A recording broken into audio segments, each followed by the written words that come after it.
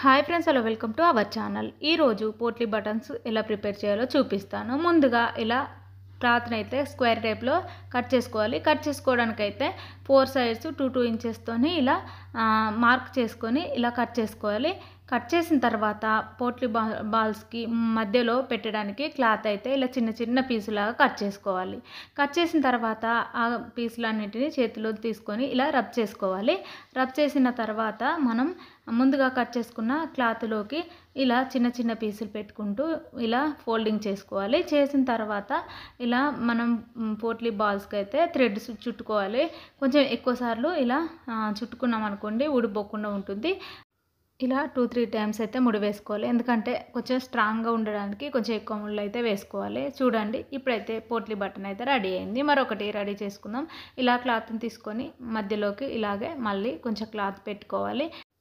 పెట్టిన తర్వాత మనం థ్రెడ్ చుట్టుకుంటే సరిపోతుంది. పోట్లీ బటన్స్ అయితే రెడీ అయ్యాయి. మరికొన్ని కూడా ఇలాగే రెడీ చేసుకోవాలి. ఇంతటితో ఈ వీడియో కంప్లీట్ అయింది.